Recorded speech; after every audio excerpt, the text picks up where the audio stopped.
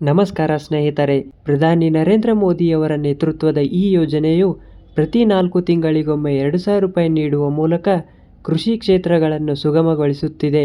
ಮಾಧ್ಯಮಗಳ ವರದಿಯ ಪ್ರಕಾರ 22ನೇ ಕಂತು 2,000 ರೂಪಾಯಿ ಹಣ ಬಿಡುಗಡೆಯಾಗುವ ಸಾಧ್ಯತೆ ಫೆಬ್ರವರಿ 2026ರಲ್ಲಿ ಇದ್ದು, ಇದರಿಂದ 11 ಕೋಟಿಗೂ ಹೆಚ್ಚು ರೈತರಿಗೆ ಫಸಲ್ ಸಿದ್ಧತೆಗೆ ಬೆಂಬಲ ಪಡೆಯುವ ನಿರೀಕ್ಷೆ ಇದ್ದು, ಇಲ್ಲಿಯವರೆಗೂ 21 ಕಂತುಗಳಲ್ಲಿ 1.89 ಲಕ್ಷ ವರ್ಗಾಯಿಸಲಾಗಿದ್ದು ಮತ್ತು ಸ್ಥಿತಿ ಚೆಕ್ ಮಾಡಿ KYC ಪೂರ್ಣಗೊಳಿಸಿದರೆ ತಕ್ಷಣ ಹಣ ಪಡೆಯುವ ಸಾಧ್ಯತೆ ಇದೆ ಸ್ನೇಹಿತರೆ.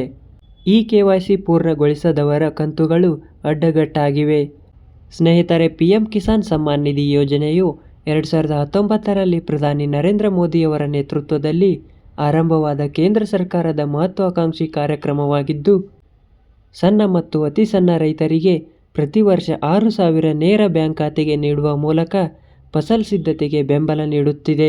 ಬೀಜ ಗೊಬ್ಬರದ ದರಗಳು ಏರಿಕೆಯಾಗುತ್ತಿರುವ ಕೃಷಿ ಕ್ಷೇತ್ರದಲ್ಲಿ ಸಣ್ಣ ಮತ್ತು ಅತಿ ಸಣ್ಣ ರೈತರಿಗೆ ಕೇಂದ್ರ ಸರ್ಕಾರದ PM ಕಿಸಾನ್ ಸಮ್ಮಾನ್ ನಿಧಿ ಯೋಜನೆಯು ದೊಡ್ಡ ರಕ್ಷಣಾ ಕವಚವಾಗಿದೆ.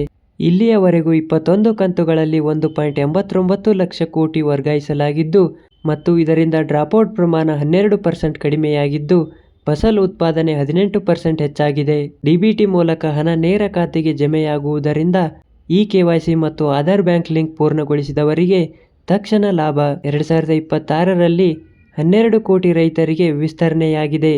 ನೋಡಿ ಸ್ನೇಹಿತರೆ, PM ಕಿಸಾನ್ ಯೋಜನೆ 22ನೇ ಕಂತಿನ ಹಣ ಫೆಬ್ರವರಿ ತಿಂಗಳಲ್ಲಿ ಜಮಾ ಆಗುವ ಸಾಧ್ಯತೆ ಇದೆ.